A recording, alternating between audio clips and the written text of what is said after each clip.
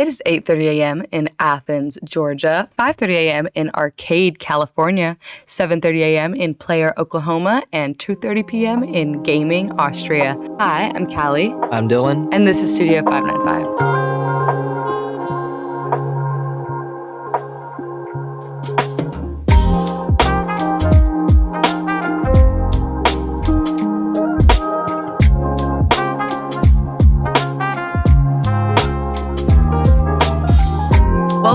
Welcome back to anybody who is listening. As always, we are so happy to have you here hanging out with us. This episode is actually Dillon's episode. As we approach the end of the year, we wanted everybody to get their own little time to shine and sparkle. So I did mine, Alex did his, and now it's on to Dillon. I'm probably still going to be like the one who talks the least in this one, and that's sad. But we're talking about a topic that you have a strong passion for, correct, Dillon? Possibly. Side note, thank you to anyone that is still listening after our previous episode, our wonderful April Fool's episode. That was a fun time actually to record, and we hope that you enjoyed it as much as we did. Yes, this is Dillon's episode. Kalli, as she mentioned before, had her episode. I had my episode. We decided to do that April Fool's episode as a sort of buffer and also just to have a little bit of fun. But now we have Dillon's episode. And it's me time. Yes, and with Dillon's episode, what is the topic of discussion? Now, obviously we know, but the audience does not know. Gaming. So basically, like going out of high school, I really want to get into game development, and I think it'd be a good opportunity since we all enjoy playing video games in our free time. So we could just talk about that, what inspires us, like what makes a game good. How we're going to do it is we're going to explain the process, or Dillon is obviously going to be the best capable of explaining this, but how to actually develop a game. The reasons why, Dillon, you want to go into game design and management and stuff like that. And then we're going to talk about, our own sort of favorite games, like what makes a good game and what games we think are standouts. And obviously there's going to be a million different examples that we could use. And by all means, we have a million different examples on this document. Yes. And so we can't cover obviously all the games that are inspirational towards us, just because this would be about a 24-hour episode if that were the case. And so we'll try to be as concise as possible. And if we leave out a game, it's not necessarily because we don't like it. It's just that honestly, it probably just didn't cross our mind when we were writing up this episode. So Dillon, how exactly do you create a video game? It's a lot of work. There's a lot of art you need to know how to make in order to do all the assets.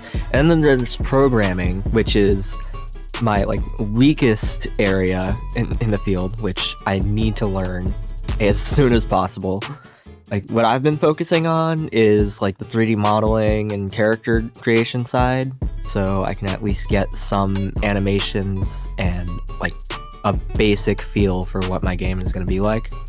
And you decided that what you're working on now involves 3D modeling. What made you make that decision to go with sort of that direction in creating a game? Why are you making it the way that you're making it, I guess? Well, okay, my first thing, a long time ago, was I want to make Persona but better. Which is a video game for anybody who doesn't know. Yes, and we'll try our best to provide examples in the video version. I know that some people watch this in audio or listen to this in audio, but for the video format, we're going to try to provide as many clips as possible so that people kind of understand the context that we're giving. And if you're confused, you can always just Google it. There's tons of videos of people playing every game you could possibly imagine on YouTube. So, I feel like 3D is just the best medium for me because, I've been working with 3D animation ever since, 4th or 5th grade. Probably 3rd, actually. And, it was just making really low-quality Minecraft animations, but I still liked it, and I was decent at it. And like I just transitioned into using Blender, which is like a real man's 3D software. Sorry, as opposed to the false video game-esque man. Yeah. So it's obviously complicated because you are essentially, I would imagine, a one-man team. Yes. And I have friends helping me out with like fleshing out the story that I want to write, but I'm obviously gonna keep that like, pretty private. right. For this.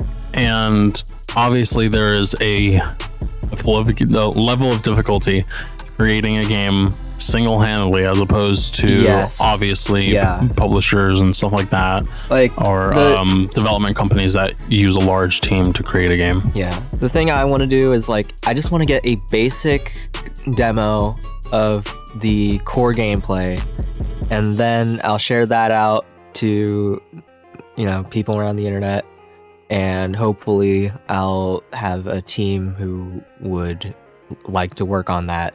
And people actually do that sort of method when they're creating a concept for a game, because again, if especially starting off, if you're an individual trying to create a video game, it will take a lot of time, it'll take a lot of resources, it'll take a lot of energy, and so you do need that help. And I think that what you explained is what a lot of people do, and that is sort of the method to getting word of a video game out there and having a team that can work well because they have the same sort of ideas or concept and have a better understanding of the project, obviously led by the person that created it. But essentially you ultimately can't do this entirely alone, right? Without spending a large amount of time on it and money. Video games are expensive to develop, like movie levels of expensive to develop. Like I know the new Sims project is literally costing millions of dollars to make, and that's insane. That's crazy. It's The Sims. Yeah, especially for projects that you may think are fairly simple to create.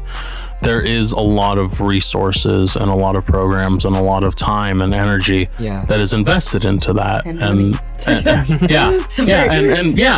You're absolutely right.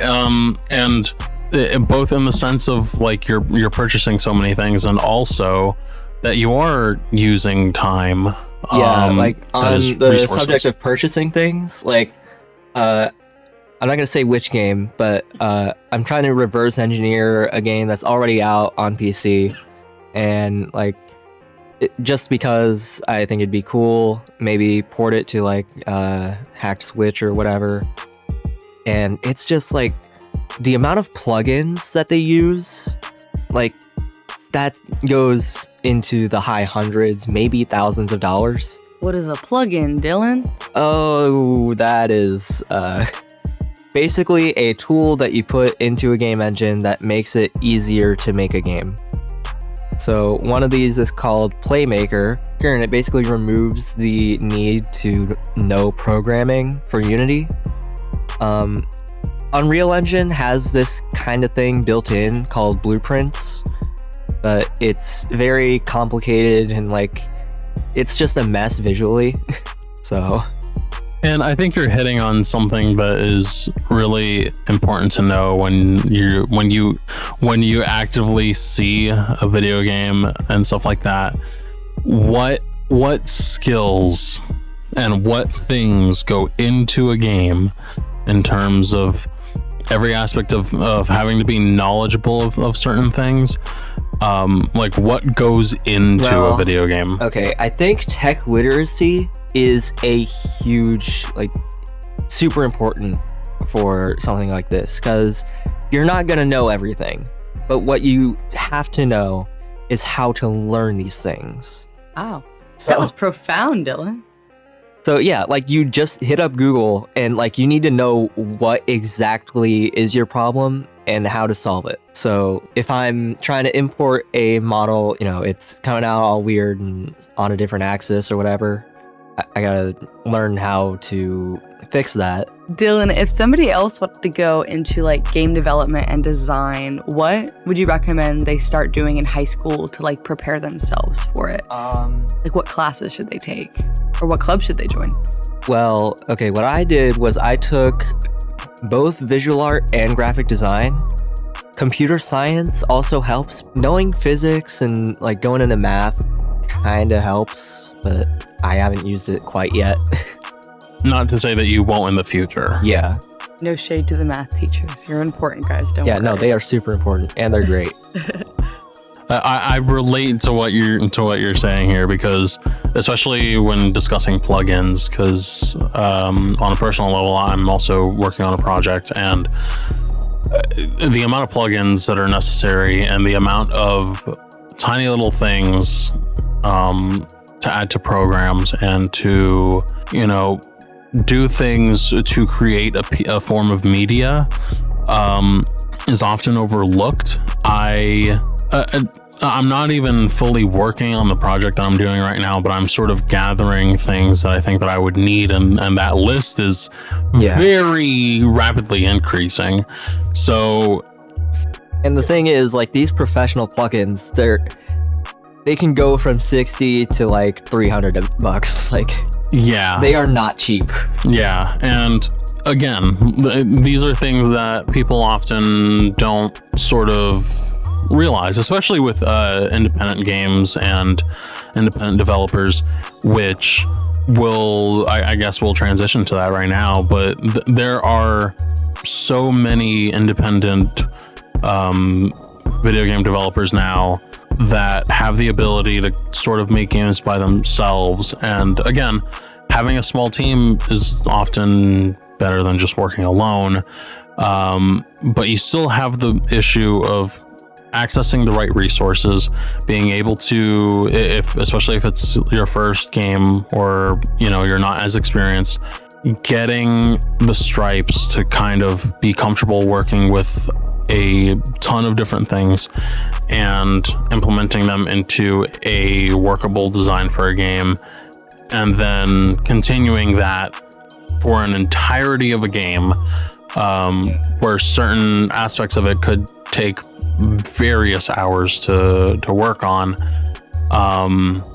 However, I think arguably this is the best time to get into independent video game design, because the opportunities and the sort of possibilities of that are endless. Yeah, and people, I think, are looking for something new too. Yeah, because AAA developers just kind of push out the same kind of... The same 4 video games. You have like a platformer, and then you have like a first-person shooter game, and then it's like they're all the same though. Like you have they all look the same because they're all pushing for like super highly realistic graphics and but then you have these indie developers who come out and make these brand new kind of ideas, and they bring fresh stuff to the table, and that's what people are wanting to play. They're actively searching it out. And then you're having like Xbox and other consoles. I think the only AAA game that I've been excited for lately has been Hi-Fi Rush. Yeah. And because it feels like an indie game, but it was like published by Bethesda, which is like the huge one. Yeah, and they own everything. And on the screen, if we didn't do it when we first mentioned AAA games, there are a group of developers and video game companies that are just absolutely massive. And pretty much, if you're not into video games, but you've heard of a few video games, it's very likely that the few that you have seen are AAA games, because they get the most funding, they get the most resources, and they obviously have an upper hand in terms of having the resources and the reputation that they have, and that's why they are more comfortable and susceptible to creating similar games that they have already made in the past.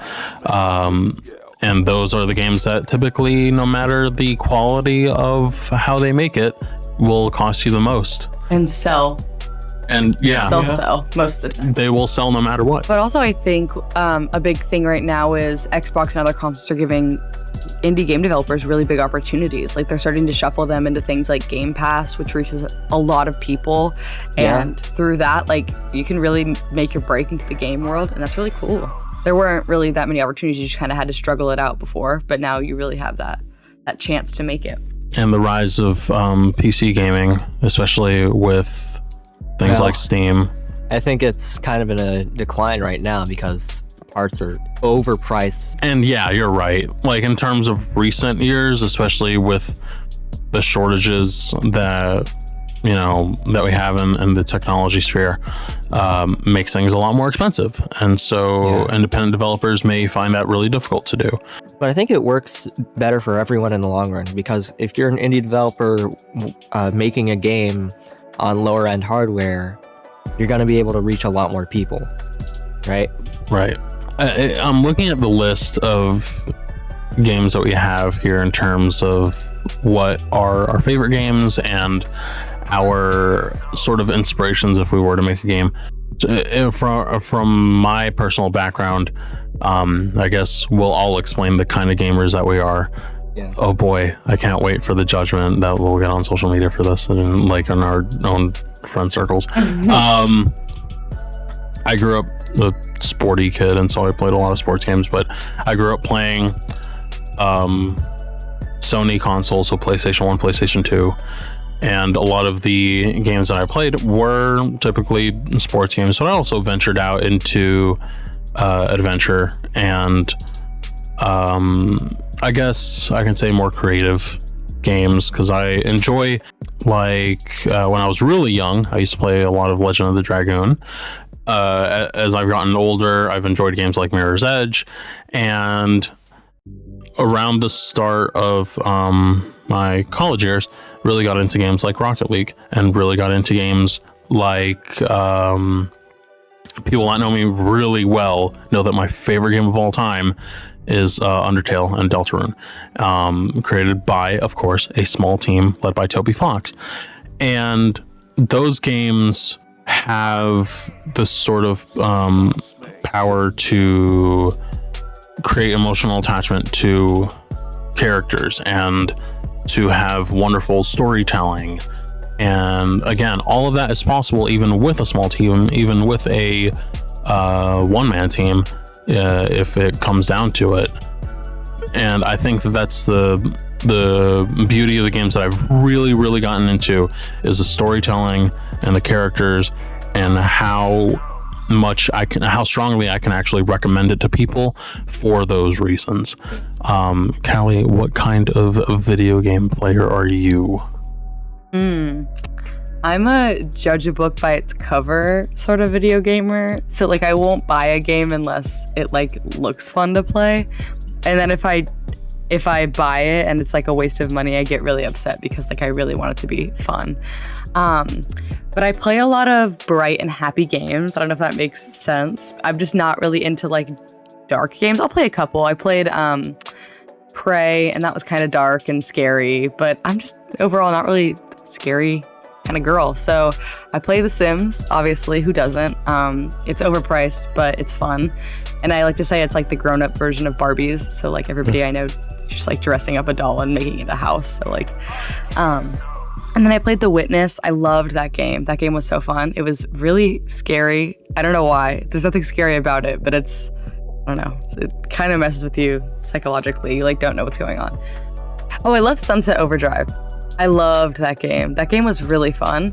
And so basically, all of these games to say are just games that I think boost your spirits. Like I don't want to get on my Xbox and feel like, or hop on the box as some would say.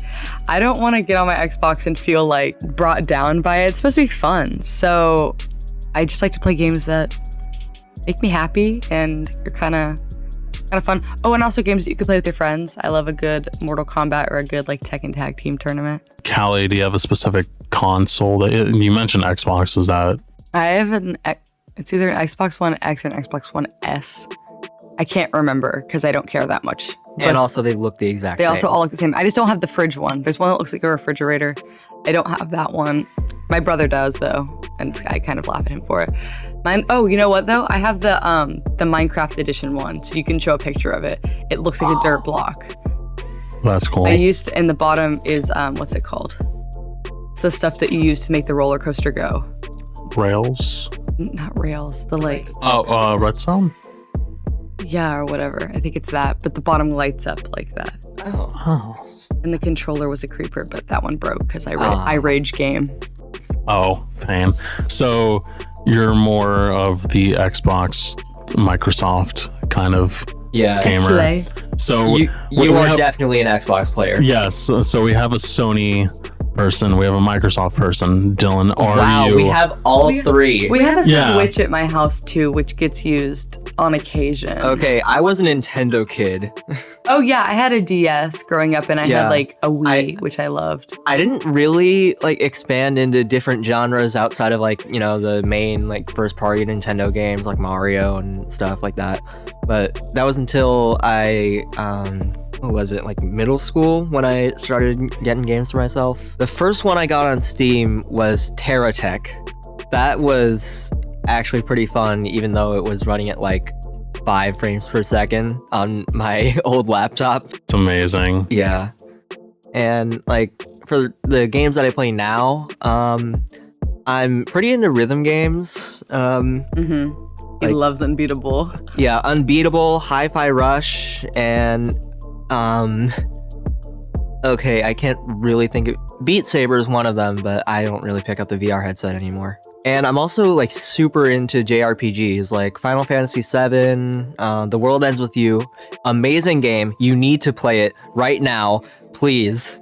I hate that game so much. How dare you? Can we talk about our least favorite games? No Straight Roads. Life is Strange.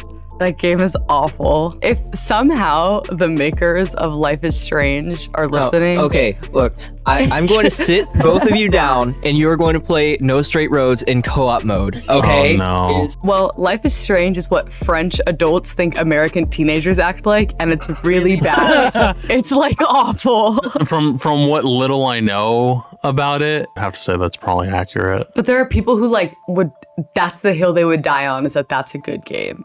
And it's not a good game. It's like, if the two adults... NSR did not deserve to get a collab with Unbeatable. This is Sorry, guys. Yeah, I can't wait for comments that we'll get in terms of what games we actually like and what games, especially that we dislike. But in terms of the games that we like, that kind of stay with us, Kalli, you kind of got into this, and Dylan, you did as well. For games that I think really stand out in terms of artistic value, in terms of games that really stand out artistically, specifically, games that look good, games that when you're actually playing you can easily get caught up into in terms of how, frankly, how pretty it looks. That would be Unbeatable. and how pleasing to the eyes it works. Like the first one that I personally wrote on this list is Katamari Damacy, which doesn't necessarily stand out as a game that is pretty, but it's a game that is very goofy looking because the concept of the game is goofy in a general sense. I mean, I'm showing gameplay of it now.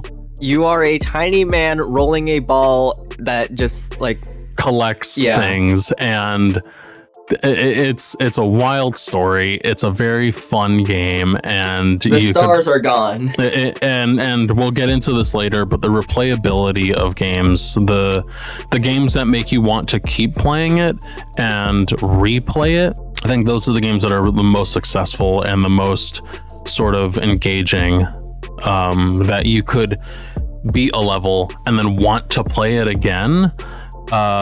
Matters a lot when I judge video games, and the same goes for other games that I have on this list, like sports games that I have here, like SSX Tricky, which is a snowboarding game that came out in the early 2000s, and played a lot, and actually was featured a lot in arcades because it had that sort of vibe to it. It had the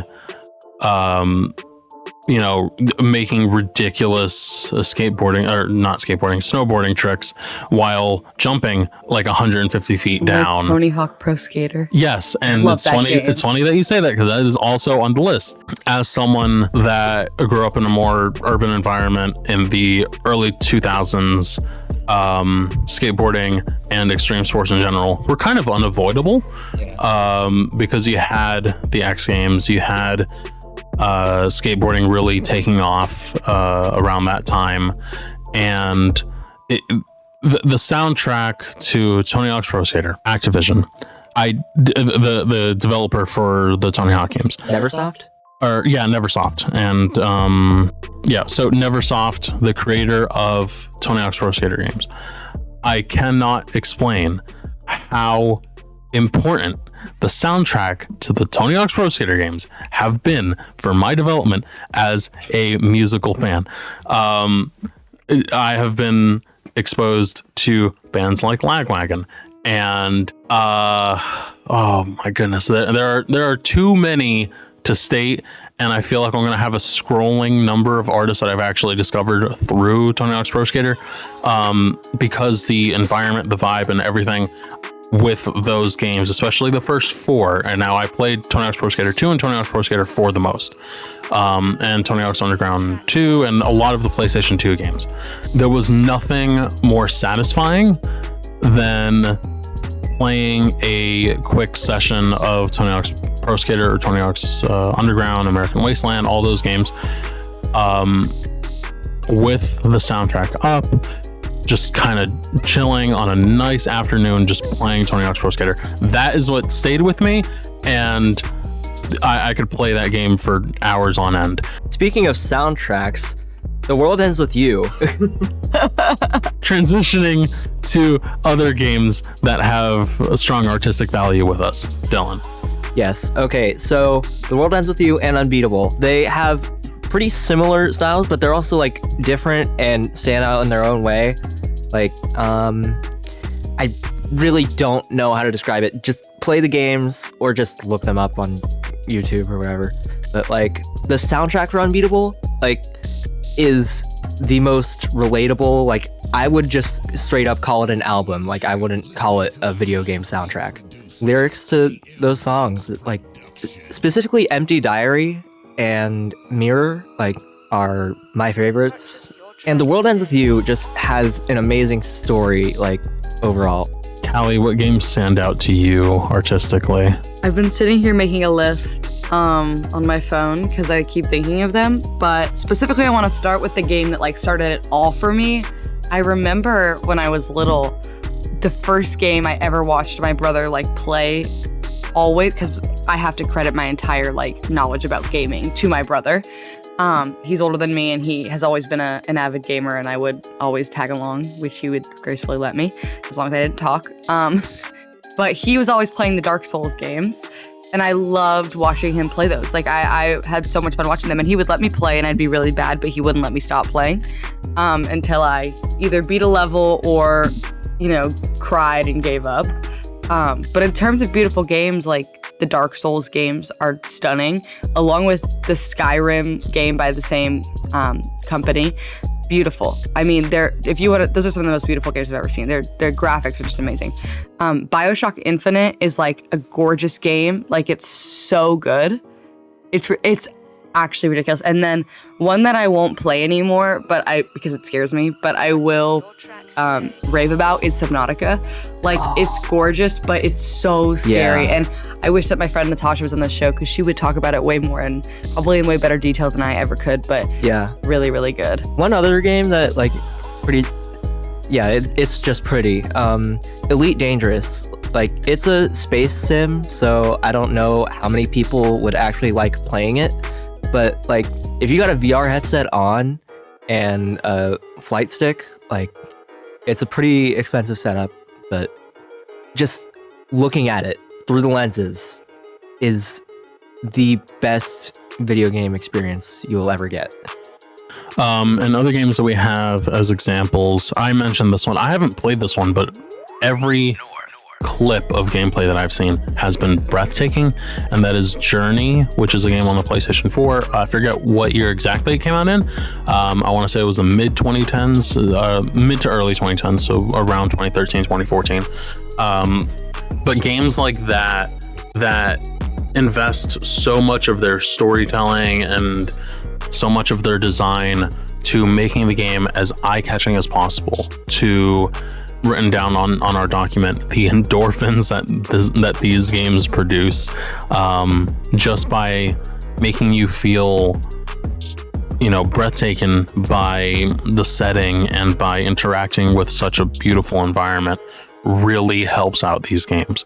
And I wanted to mention quickly Neo retro games, which have been really in vogue over the past few years, for the better part of a decade now. Like how I mentioned Undertale and Deltarune, games that look like they are older, or like 1980s, 1990s style games that are created in the modern day. Games like Shovel Knight, games like Celeste, games like Enter the Gungeon, games like Papers, Please, and Cuphead in a different way in terms of how it's presented. Like, I love Cuphead. An old 1950s show, 1940s, 1950s. Yeah. I think the best way to experience these games would be to own a CRT and just play them on that. Yes. But they don't make them anymore, and it's obviously impossible to get one. Also, shout out to you, Nintendo 64, for fully harnessing my gaming capabilities from a young age. Go visit your local, thrift shop and see if you can pick up a CRT. We'll have it on display. You know what? It's funny that we say that, because I use a CRT in the intro of our April Fool's, so because the nostalgia. Another thing that I mentioned in terms of what makes a game great and stand out are the characters that you either interact with or actually play as. And I keep harping on this, but Undertale and Deltarune have some of the most memorable characters I have seen in a video game.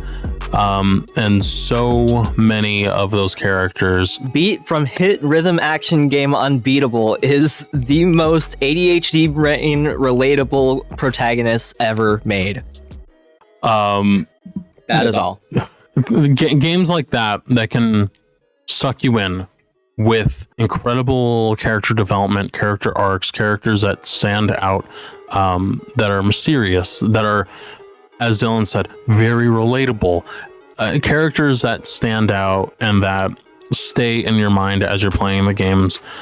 Even as something as simple as Mario, because memorable characters in games stand out in a way that only other forms of media can really make characters stand out. And even better sometimes than movie characters or television characters or celebrities and musicians and all these things. An inanimate character that you can't talk to, but is created and designed to be really eye-catching and really demanding of your brain space.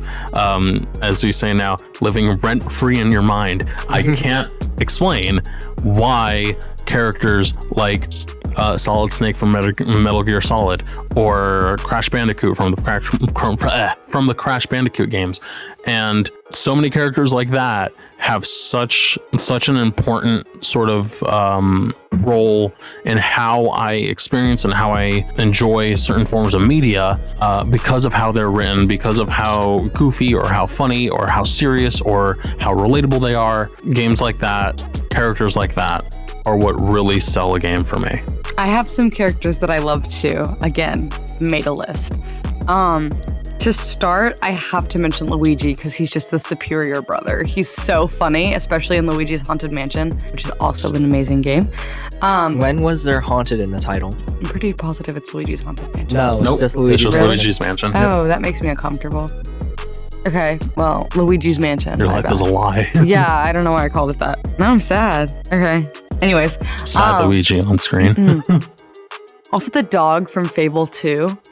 Iconic. If you've ever played Fable 2, you know who I'm talking about. I actually was looking up characters that are memorable, and I was kind of caught off guard because I haven't ever played the Fable games, but I saw that literally listed as one of the best characters and most memorable characters was Dog from Fable 2. Wow.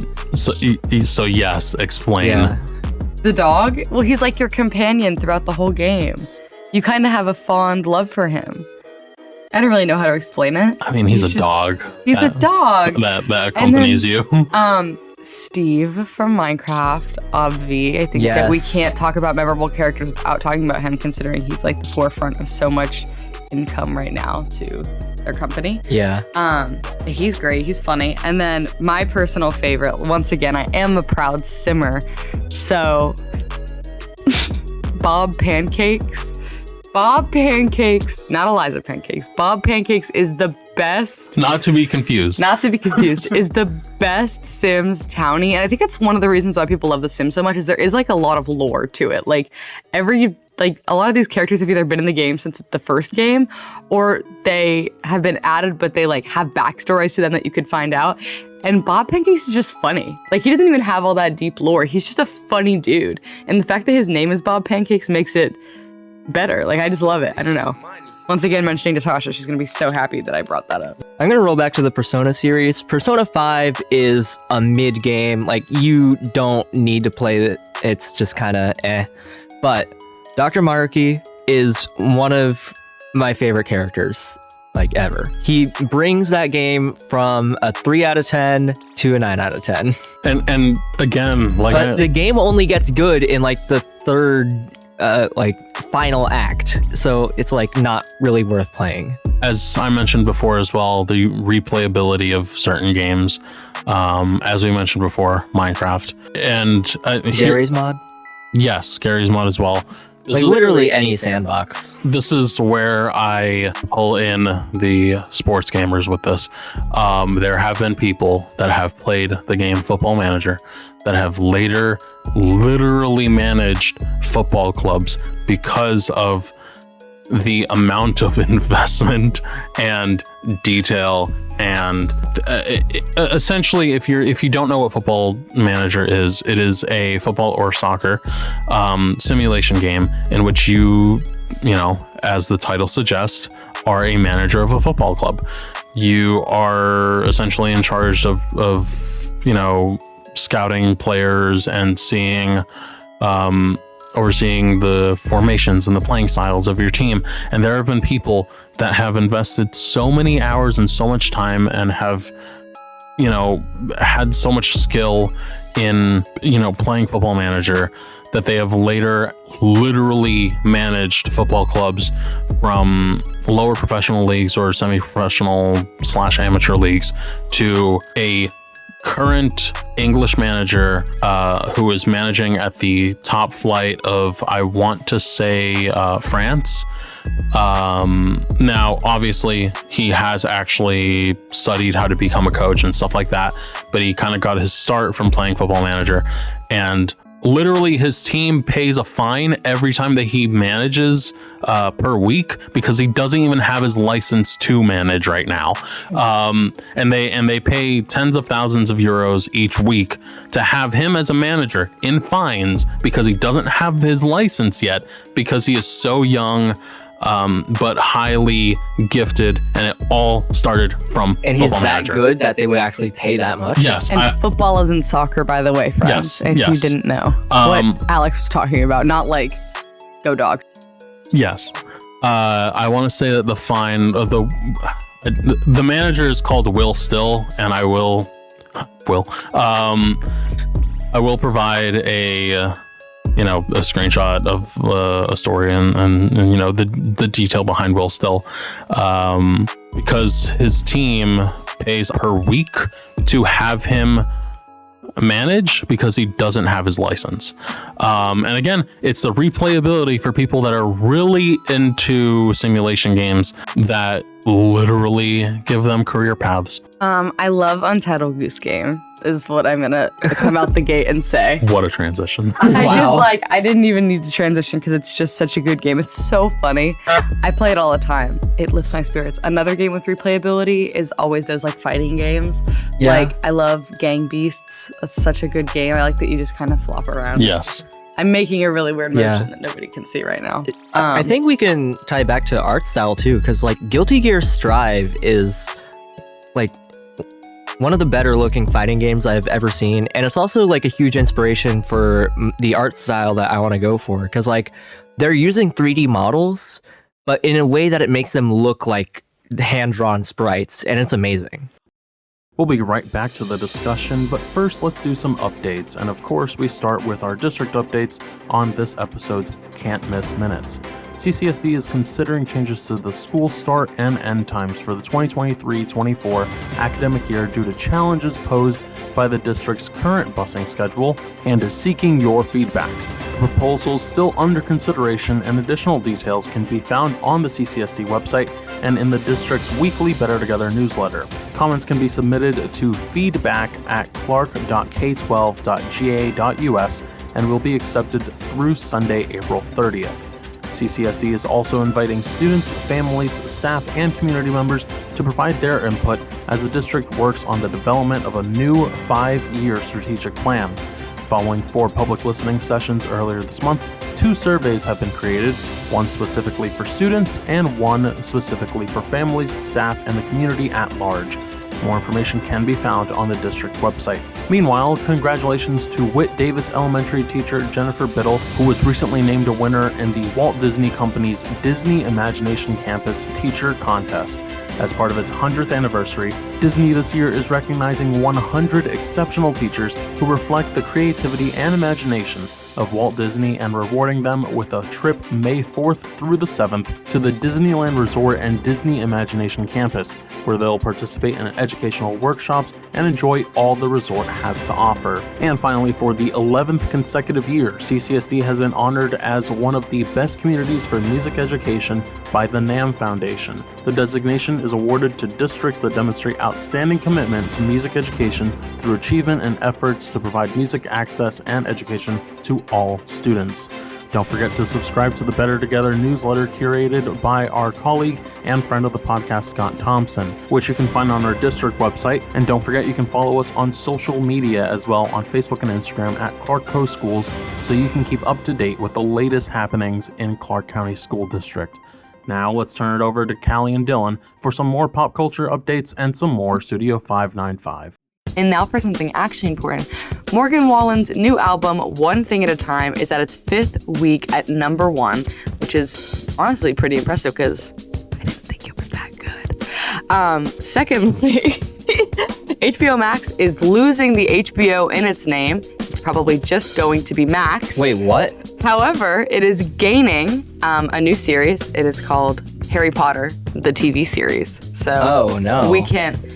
It's like 2 heavy hitters in one. Don't know if I'm excited about that. All right. Makoto Shinkai's newest movie, Suzume, released in theaters on April 14th. You also check out Your Name and Weathering with You. They're both amazing. And Snapchat, just the new AI bot released. Don't get me started. It's here. I have not experienced it, neither has Alex, but Kalli, tell us about it. The new Snapchat AI is the most annoying feature Snapchat has ever released. It is pinned to the top of your screen. You cannot move it unless you have Snapchat Plus. You cannot delete it. And it, for some reason, it knows your location, but it says that it doesn't. Yeah, no, it lies about everything. It lies to you. It can, look at images, but then when you ask it, if it can do it, no. Like you said, Dylan, I haven't interacted with it. It has interacted with me, and I wish for it not to do that. Okay. Yeah. I wish for it not to be at the top of my chat when I have specifically pinned chats, that it could be at the top of my chats. So Snapchat, if you could at the very least correct that so it's not at the top of my chats, I'd live with it. I want to block it. I want to block the Snapchat AI, but it won't let me. On the fly, to test on the fly Snapchat's new AI, Kalli has typed in, what is Studio 595? She has not sent it yet, and so we don't know. Test its smartness capability. It's probably, okay, probably going to say something like, I don't know. Can you give me more context? Because it's based on ChatGPT, and Here's a response. I am not sure what Studio 595 is. Can you tell me more about it? Yeah. So it's based on... Everyone talk to your Snapchat AI about Studio 595. Studio 595. That is the only way that it will learn. Wait, is it centralized like that? I don't know, but it's worth a shot. And it would be scary if it was centralized and it could like actually learn from other people. Nuts. Moving on now, and over the past few years, trading cards for games like Pokemon have skyrocketed in market value, as we all know. This continues to be the case as what is seemingly the rarest Yu-Gi-Oh! Trading card has hit the auction market over the past 24 hours, or rather over the first 24 hours of its auction. The Grade 7 Beckett Authenticated Yu-Gi-Oh! Tyler the Great Warrior card surpassed $100,000 at auction. What? The auction currently, after 161 bids by people, according to eBay, and it is an eBay listing, so you can people look it up. People are paying that much for ink on paper. Yes, it has reached $160,100 with 5.5 days remaining, so you could expect it to go a little bit up. So if you want a piece of history and have 6-figure cash to spend, you know, as we all do, there's your answer for your turn of the century nostalgia. And finally, after many years of struggling to find a deal with its current home city, the Oakland Athletics baseball team have announced that they have signed a binding contract to land in Las Vegas and build a new ballpark. This comes after many years of different plans to keep the A's in Oakland, especially after the departure of the Oakland, now Las Vegas Raiders, and the Golden State Warriors, who moved from Oakland to San Francisco, including the Howard Terminal plan, which never really finalized. I will say, in my personal opinion, as a baseball fan, it's unfortunate that the Oakland A's are leaving Oakland. I was never a fan of their stadium. I think the Coliseum was just cavernous and obviously could not be filled by fans. But it's always sad to see a team move from a community that they've been a part of for decades. And again, this marks the third and final professional team to leave the city of Oakland in about 5 years. For Oakland. Which, that is always rough to a community, and I hope that if there's an expansion team in any of these sports, including even hockey, that Oakland gets a professional team back. I think that community deserves it. And we're back, and we are objectifying art even further. Guys, what are some notable bad games? No straight roads. Including bad games that are so bad that they're good. Oh, jeez.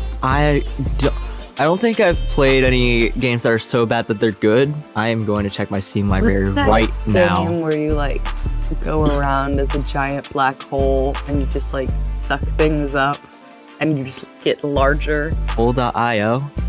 No, it's on the Xbox. It's like a console game, but it is similar to Hole.io. I think that game is so bad it's good. I actually kind of enjoy playing that. If we can't find the name of it, I will add it into the video edit. Yeah, no, my library just has no bad games except for No Straight Roads. Life is Strange is a terrible game, and I hope none of you ever play it and have to go through that. Oh, Crab Game. Crab Game is so bad that it's good, but it's like bad on purpose. Back to Life is Strange. It's not bad on purpose. It's just bad. I think I can't remember if I already said this into the mic or if I just said it to these two in passing, but it's what two grown French men think that American teenage girls act like. It is awful. For some reason, there's this butterfly that chases you around your school. I don't understand. I just don't get it. Like, it just doesn't. I'm keeping that in. For examples, I have recent games like Dylan, you mentioned this before the break, but Cyberpunk 2077 upon release, because I will hopefully be able to add a compilation of many glitches and many terrible. You want to know? You probably shouldn't watch that. You want to know something really fun about this game at its release? I don't know if you can include this, but if you can, you should put it in. I played it with my brother release day. We like specifically even changed the time zone of our Xbox so that we could play it early. Huh. It was really fun until we got to the brain dance sequence. The brain dance sequence, because for those of you who don't know, I'm a photosensitive epileptic. The brain dance sequence that they used originally when the game first premiered was what they used to induce medically induced seizures. They were using that same pattern. So here I am. Someone who is susceptible to seizures. And I'm like, why do I feel so bad? this is weird. I'm gonna go lay down. Why do I feel so bad? And so I went and like laid in my room and like passed out. But I just think it's so funny. Like that's such a big glitch. And why did you think that was a good idea? They changed it That's now. not even a glitch. That's an intended feature. They changed it now, but like I just think it's funny that even existed in the game. And they should have had a disclaimer for that. Yeah. Or they should have just not made it what they used to induce medical seizures. Be so for real. Yeah. Additionally, Fallout 76 and Fallout in general has been very popular, especially since Fallout 3. But there are certain misses with game series like Tony Hawk's Pro Skater 5. I love 1 through 4 with every fiber of my 90s kids being. I played a lot of 4, like back in 8th grade. Tony Hawk's Pro Skater 2 and Tony Hawk's Pro Skater 4 were much of my life, and I played a little bit of 3, and I played some Tony Hawk's games after the Pro Skater series, and they were all fun. They were all great. They weren't necessarily good in terms of, how video games go, but in terms of the, like I mentioned, aesthetic of Tony Hawk's games, they were great. But Pro Skater 5 is not that. It is terrible. It is a poor rendition of something that worked really well and mixing it with something similar like Skate, which is also a really good game, but executed to the worst extent. There are also 2 very... Didn't that game have like an external skateboard controller? No, that was Tony Hawk Ride, which was another game that went very poorly and that nearly ruined the entire Tony Hawk series. Also, Sonic Boom Rise of Lyric, and also the infamous Sonic the Hedgehog 2006, otherwise known as Sonic 06. Yeah, there's actually a project that's like trying to fix all the game-breaking bugs. Or I think it's just remaking the game like from scratch. I mean, you may as well just remake it. Yeah, but like reusing all the assets, obviously. But like, it's actually good, and they made it fun. So play that. Other quick fire games that I have: Command and Conquer, after it was absorbed by EA. Space! Because microtransactions, and for a game that is a point-and-click strategy game, should not have things that you have to buy for it. Shaq Fu, I think that by itself, I don't have to go into. Here's a clip.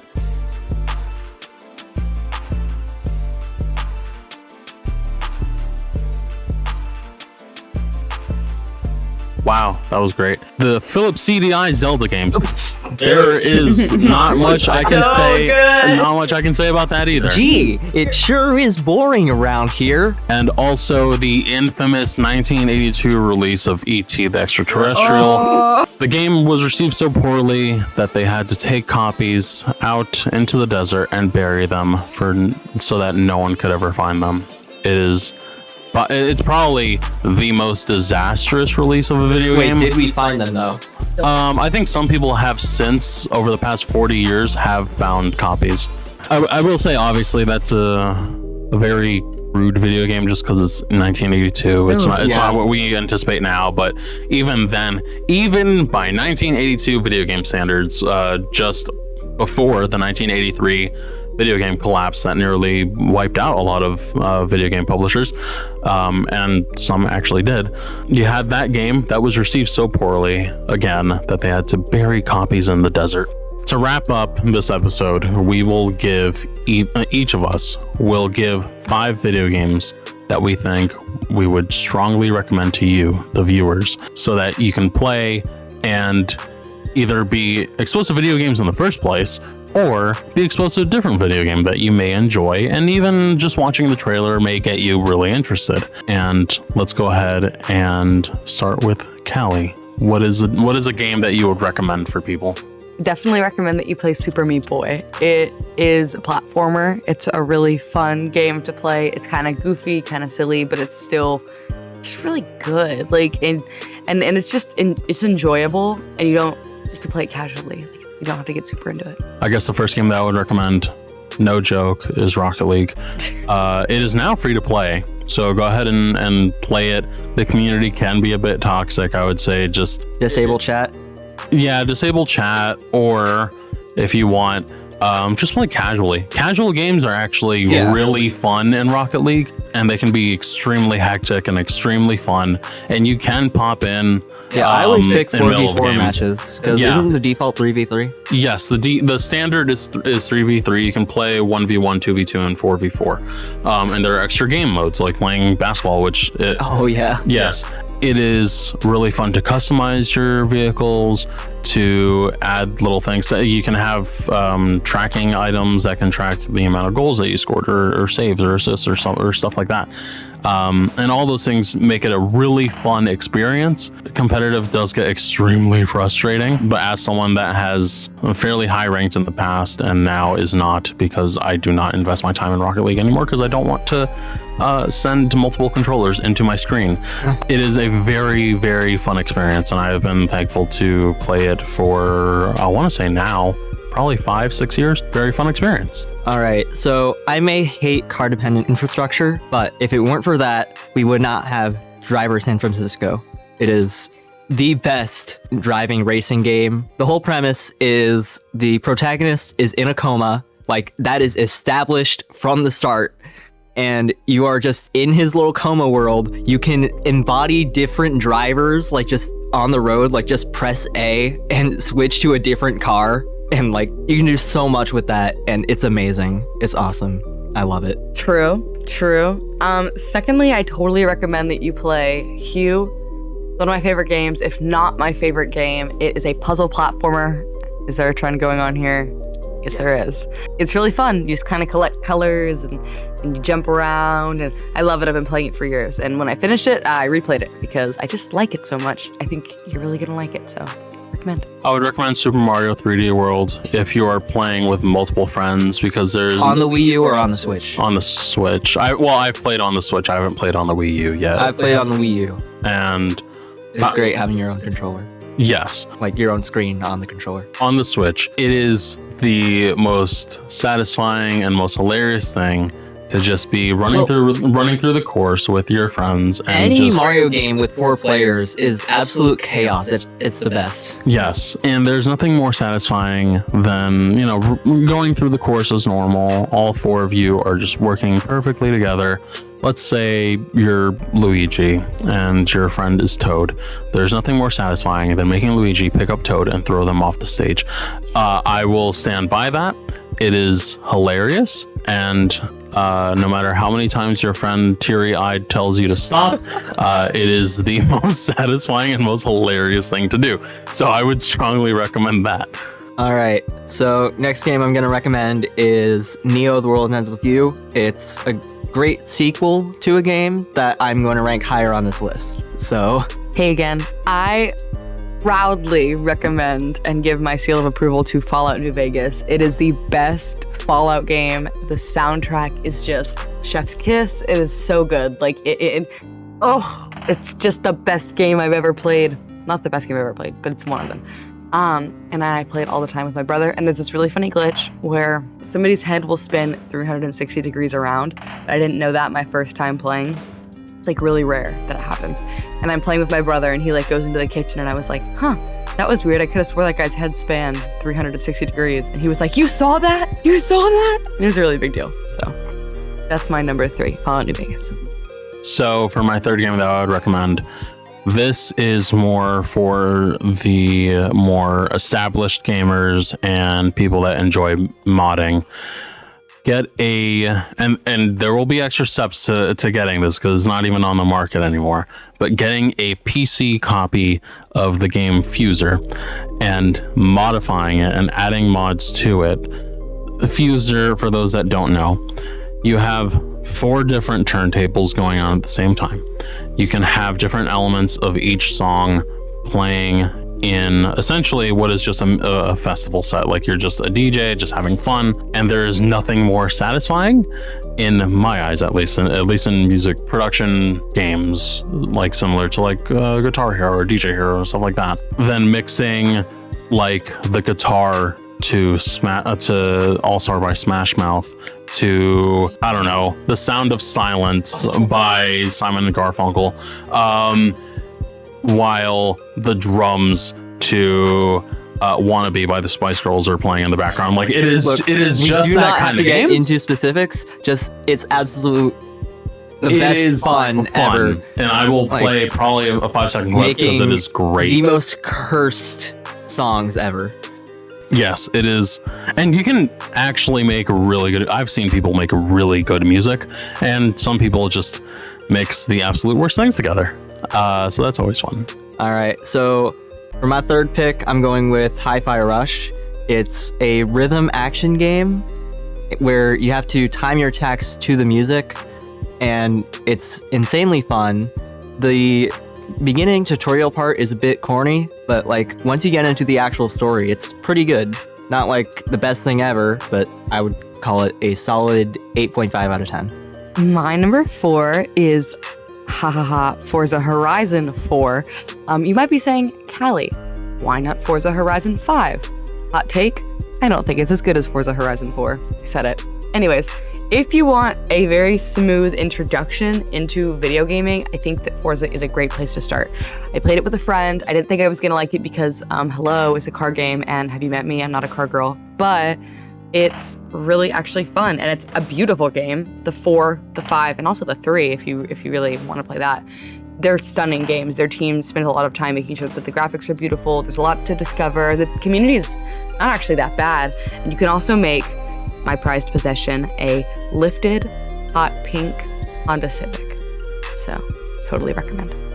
That sounds... It's so fast. It's so fast. I want to say that sounds cursed, but I think if I saw it well executed, it would probably look neat.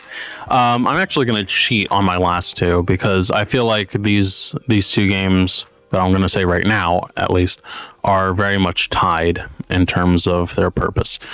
My fellow sports fans, if there are two games that I can recommend that are very fun in terms of how analytical they are and also just how fun and customizable they are, it would be any recent, say in the past like 2 or 3 years, MLB The Show video games, especially if you have a PS5 and a Xbox Series S or X. Because now you can create your own ballpark, and that's something that we have had done since I want to say the college baseball games of the mid 2000s. No one ever did them again, and I don't understand why.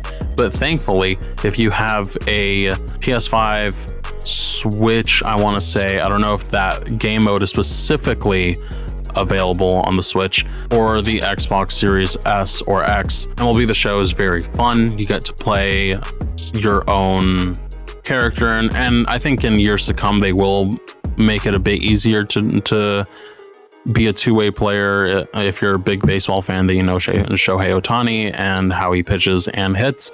You can do that in that game mode. You can be a two-way player, and it's incredibly fun. You can start from the minor leagues and work your way up.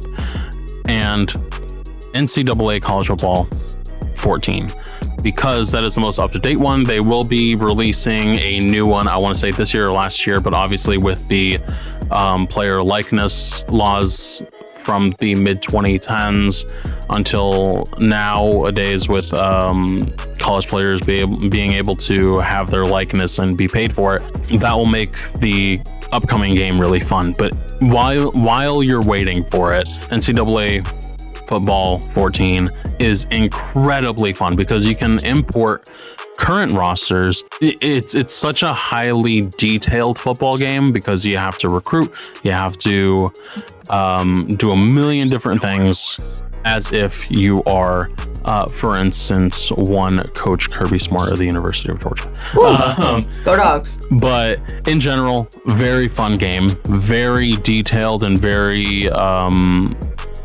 layered, and that's what I like about the NCAA games. That's what I like about the MLB games.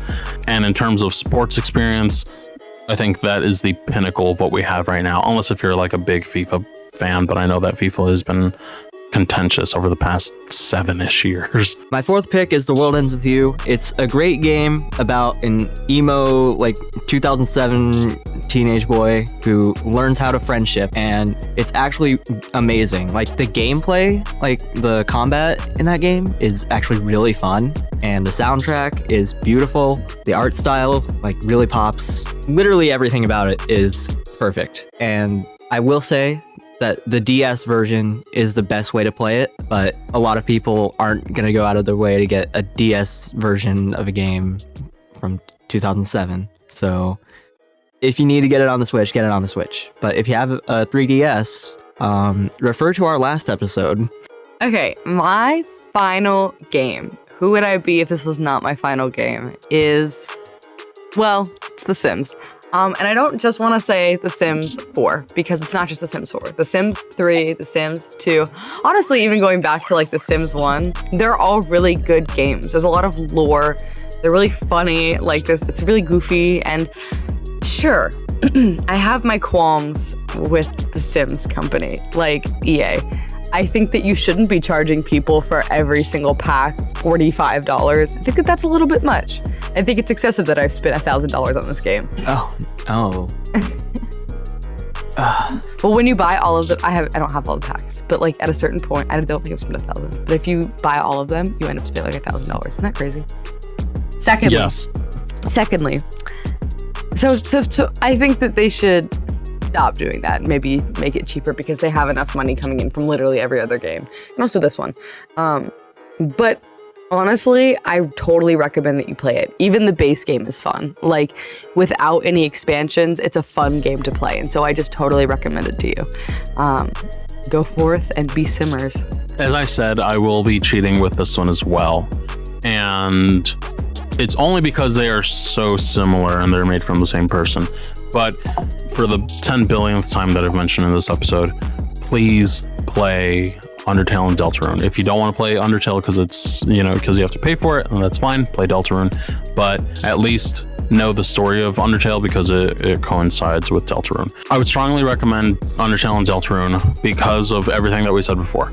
The community, the environment of the game, the music of the game, the characters, the storytelling, which is absolutely phenomenal, and the layers of the game that allow you to play it over and over and over again and catch new things if you haven't watched several hours of online content to know exactly where everything is. This is my story. I have watched so much content. So many video essays. Yes.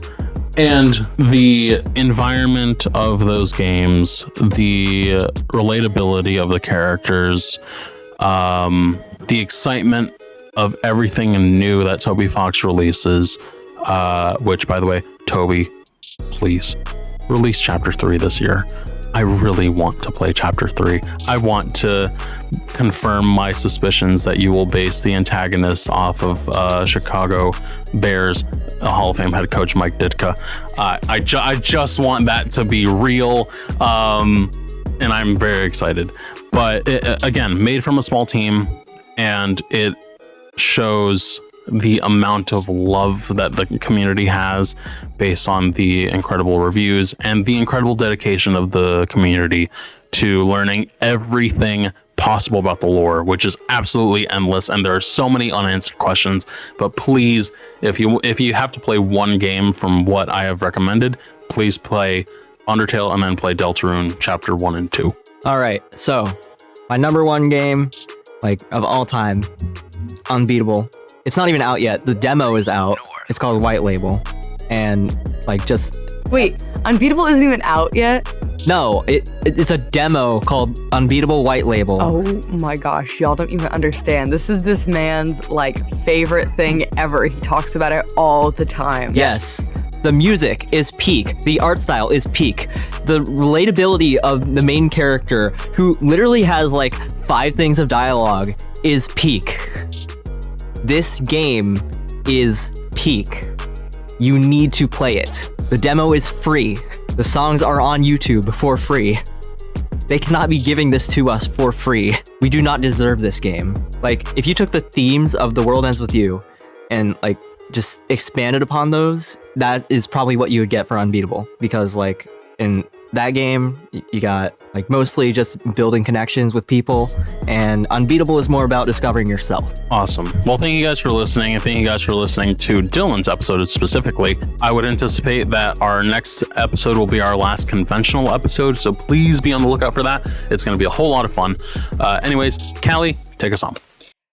Thank you guys so much for coming back and spending some time with us. You know, we always love to see you, whether you're listening on Spotify or YouTube, Google Podcasts, or whatever it may be. We really appreciate you. Please remember to follow us on our social medias at Clark CO Schools. That's on Instagram and Facebook. So enjoy that, and please keep an eye out for Instagram posts. We like to do that. New playlists will be dropping soon, kind of to wrap up the end of the year, because as you know, Dylan and I are graduating and we will be leaving the podcast as we go. So we really appreciate you, and thank you for letting us close out our senior year in the best way possible. As of right now, I'm Kalli. I'm Dylan. And this has been Studio 595. Thanks so much, guys.